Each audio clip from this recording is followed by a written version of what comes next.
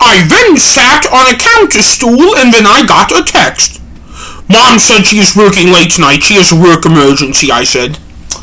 That means Dad will be here first, said Sam. It was about another hour before Dad walked in the door. Hello, Father, I said when my dad walked in the door. Hello, my boys, my dad said. I have a question for you. Are you familiar with a persona called The Return? I asked. No, not at all, said my dad. So let me ask you, have you been leaving notes like this in your locker by sticking them through the shaft? Because I was struck again today. Sam asked. Wait, are you talking about things like the note you went to Howard Station to talk to Hannah about? My dad asked me. Yes, I answered. No, I don't even know where your locker is. You picked them out yourselves, my dad said. If I ask you about where your lockers are located and you give us the wrong answer, I will always suspect you were lying. My dad then brought out his phone and dialed the number put on the speaker. Hello? Asked a female voice on the phone. Sarah, can you tell my children what hours I was at work today? My dad asked through the phone. 7 to 5, with no planned break, and he just had lunch when he felt like it, said Sarah through the phone. Do you have it all on tape? Yes, in fact, I'm looking at all of those 10 hours right now spread up. It seems you just sat in your chair and did work the whole time. You really didn't even get up to go to the restroom. Damn straight. Now can you discuss my absentwary record? Your father has never been not at work when he was supposed to be at work without a reasonable excuse. That's all. I wanted to explain that to my kids. Anytime. My dad then hung up. You really are innocent because it was not there when I got to school, but it was there when I picked up my lunch, so you are innocent, said Sam.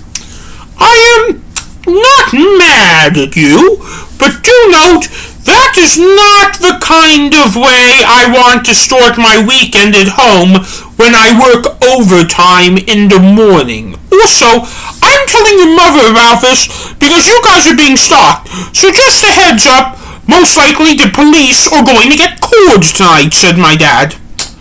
We understand. We are going to our room now. I said to Sam and George, winking at them. We then went to our room and began chatting. It wasn't him, I said to Sam and George. Why haven't I played a part in this plan yet? Asked George. This is where you come in. Well, what do I do? George asked. You must do the next part very quietly, I said. Understood, said George. I want you to go to the ground cabinet next to the dishwasher, where we store the pans quietly, and quietly pick out a pan and sneak up behind Dad and then hit him in the head with it so that way he will forget this instant due to the amount of force you put into it because of your size, but not enough to lose his memory so that way he doesn't forget Mom, I said. Whoa, have you thought this through, Sam asked? Yeah, especially when I hit him in the head. George asked. Yes, I have studied the brain to help me in find a cure for autism, and a hit to the head by something about the size of a pan should cause him to forget the past hour, I said. Okay, well, here I go. We then opened the door to let George out, and then we shut it so Dad would suspect less. Me and Sam then put our ears up against the door. It was about 3 minutes until we heard something. We were about to call off the whole thing, and then BAM! We heard an impact. Me and Sam came rushing out of the room. Our dad was slumped in the couch with his eyes shut, and then he fell off before he stopped there. He was breathing when he hit the ground. How hard did you hit him? I asked. How can I tell you that? George asked. It's okay. I'll keep an eye on him, said Sam. No, we all will. He was breathing the whole time. And during that time, Sam went to put the pan in the sink, which nobody will catch on to because her mother does the dishes, and she goes with the flow no matter what, and then about 10 minutes later, his eyes opened. How did I get here? My dad asked. You were overtired from work, from going to work early this morning, and you fell asleep on the couch, and it looks like you fell off. I lied to my dad. You must have been overtired because your memory is probably a little bit fuzzy for how tired you were, Sam lied. All I remember is entering Robbinsog, and then I remember nothing. I winked at George. The plan worked. When did your mother say she would be home? My dad asked us. Late tonight. She had a work emergency. Who's up for a trip to the River Grill restaurant? My dad asked us. Isn't that place a little expensive, and wouldn't it be busy? Sam asked. Also, wouldn't you want to take Mom along? George asked. What am I thinking? Of course I do. Well, that nap took a lot out of me, because usually the idea of me being separated from your mother is impossible, said my dad. Not separated, just doing an actively separate, I said. Right, said my dad.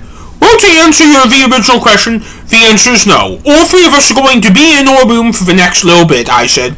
We then went back to a room. Sam, I have a job for you to do at school on Monday, I told Sam when we entered the room. Yeah? Okay, so, are you okay with this? Yeah.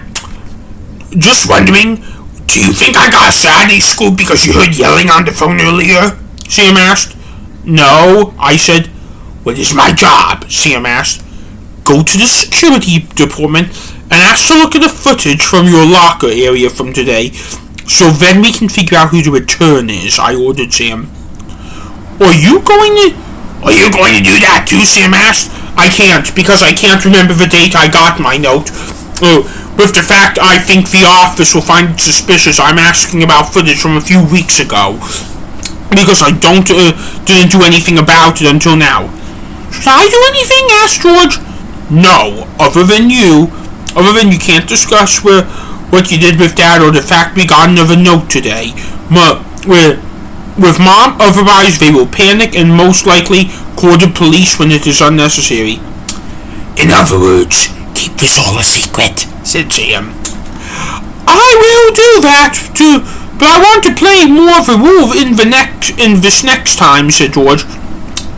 We shall see. It depends on the material we are given to work with regarding these riddles, I said. And just remember that we are not currently being threatened in any way. We're just subjects to being asked about those riddles. Why us? Asked George. Because apparently the return needs to return something to us. So these riddles are gonna lead us somewhere, even if it is just plain creepy, Sam said. Do you know what this reminds me of? I asked. What? Sam asked.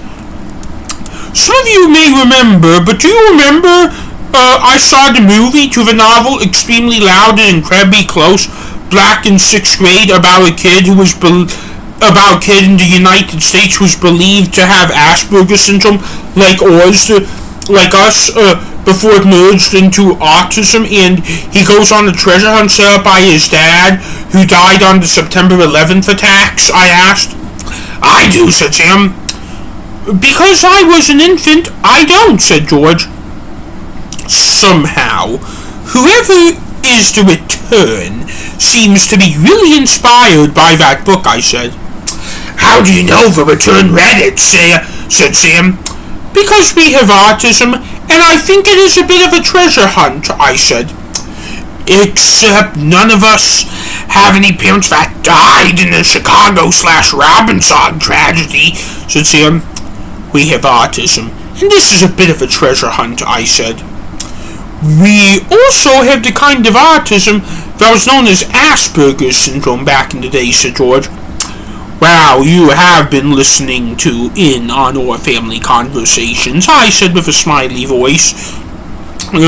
Just a reminder that the trait of being a genius runs in this family too, said George. We then all laughed as we heard our mother entered Robbins after work.